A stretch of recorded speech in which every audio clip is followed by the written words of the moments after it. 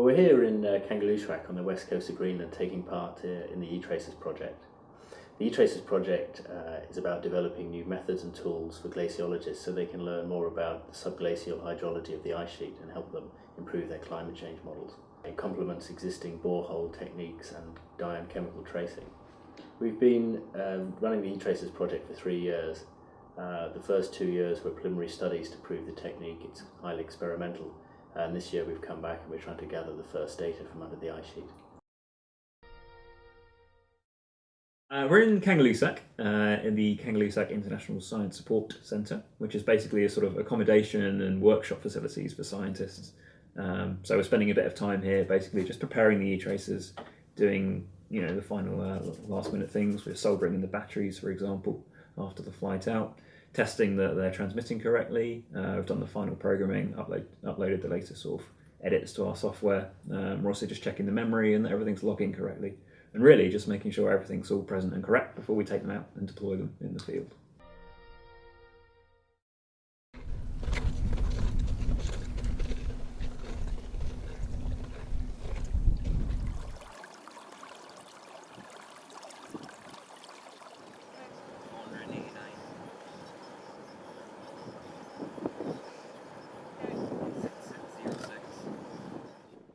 We're approximately 2 kilometres from the margin of the Greenland Ice Sheet on the Leverett Glacier, and we're 2 kilometres in because that's a nice easy distance to walk from camp, and we're at a moulin where water's flowing from the surface of the glacier down to the bed, and this is about the biggest one close to camp.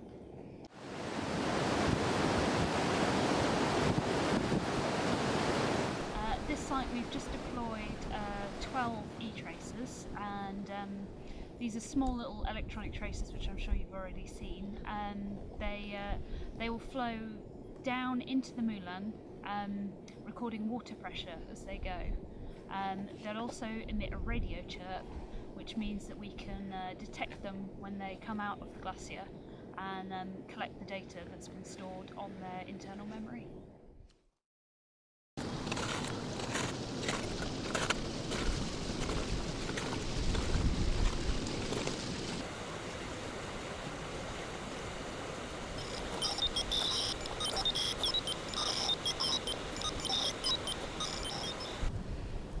Okay, so we're back at the 2K moulin, and I'm now just listening for the tracers that we put in the other day because they haven't yet emerged from the portal, but we can still hear them here at the 2K moulin, so we suspect they're stuck in a punch bowl just below us. I think they're sort of in that direction, and you can probably just about hear the chirping.